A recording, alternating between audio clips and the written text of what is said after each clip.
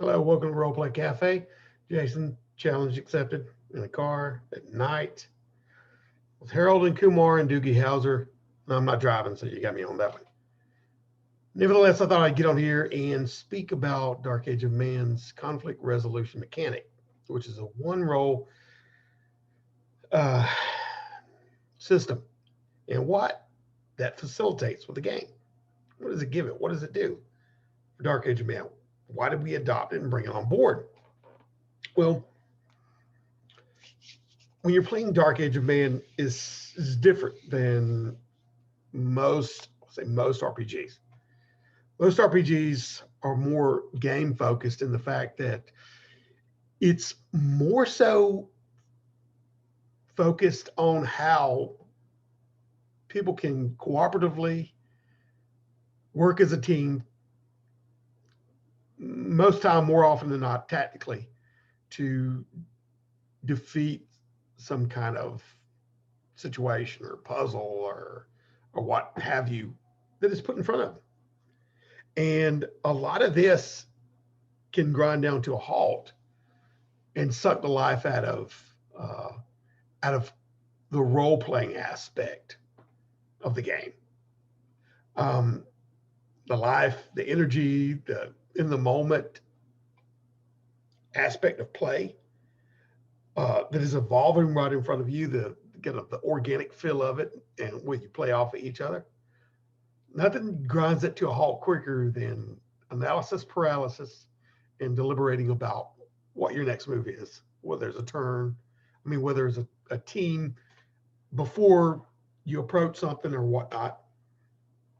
And the more that that happens, the more it becomes um, problematic to where you have to stop over every little thing, and it breaks the immersion. You're not in the character's mindset so much to respond the way that the character would. You're going to more so default to in most circumstances what would be the best for keeping your character alive and winning the situation. So it really facilitates a mindset of how should we work together as a group to optimize our chances of success, of survival and success. And that is what breaks character. It breaks the immersive aspect of understanding your character from that level and speaking on your character's behalf in the game and understanding your character's story. Um, it becomes more so a pawn, he or she or whoever you're playing, more so a pawn that you're trying to keep alive from the outside. So it changes the dynamic and feel and focus of what it's about. And we're trying to shift that focus back so the role play is in a silent squeak compared to game being out loud and up front. Game is a puzzle that you can solve. You focus on it. How are we going to beat this? Right? Role play, we want to role play a little bit louder. Get off the back shelf, put it in the forefront. Diminish any aspects in the game that's going to create or give rise to more of an opportunity to have things to weigh and calculate and leverage in your favor, in your character's favor, that make you want to protect them and keep them alive. And how can you do this? How can you factor it in? We want to boil it down and distill it to the fact that you are the character.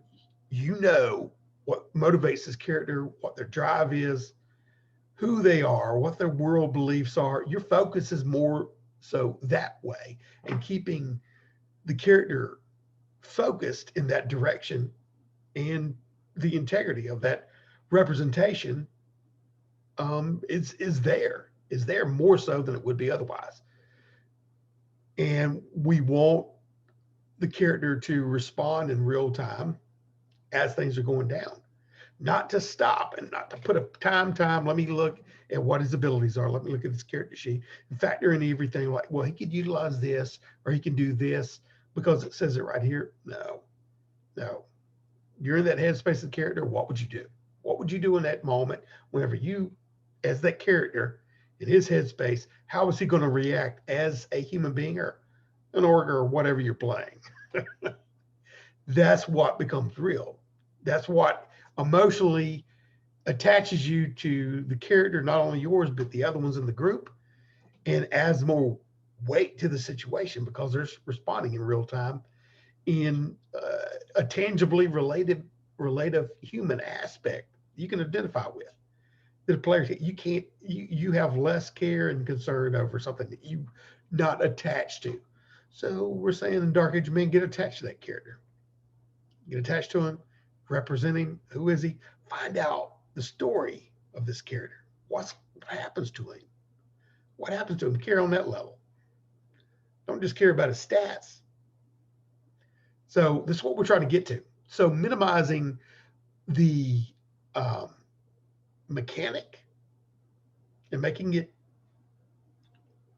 streamlined, simple, and enabling it to just let you know that card that the hand of fate dealt was either in your favor or it changed your situation to where it should to your detriment, and you got to work as your character to contend with that situation in real time. What do you do? What do you do? Because that's ultimately what's more important, right? What do you do? What's the story? How did your character handle it? What's he going to do? Be in that mind space. Put your character out playing. So there are people out there who love turn-based tactical, you know, um, RPGs. Heck, I loved them back in the day too. I played all Avalon Hill games, still play XCOM, do this and that. But, there are plenty of games like that, plenty of experiences. Not so much immersive role-playing experiences, more so. They've really taken a back seat to games that really exploit and push and try to emulate turn-based combat in the majority, so you're fast tracked to the next arena to where you're doing a combat simulation. Are you and in role playing it's kind of like a side dish in between those moments. Let's get to the next encounter. Or if you're with a GM who's apologizing for not having enough encounters during that scenario, so it wasn't fun. So if you look at the fun being in it, no doubt, tactical play is fun. Yeah, there's hordes of games out there to do that. And you can still have tactical play in Dark Age of Man from inside the headspace of your character who is deciding what he needs to do with his current situation. In relative real time, how is he going to jockey for position or leverage? Not by looking at his numbers and calculating his numbers, but by looking at the situation that's developed right in front of his eyes, in front of everybody at that table, that's going down right now, and how are they going to contend with that? What are they going to do? And those are the moments where you feel alive whenever you role play. And that's what I like to do. So anyway, to each his own. But anyway, I'm gonna get off here, let you guys go. Have a great night.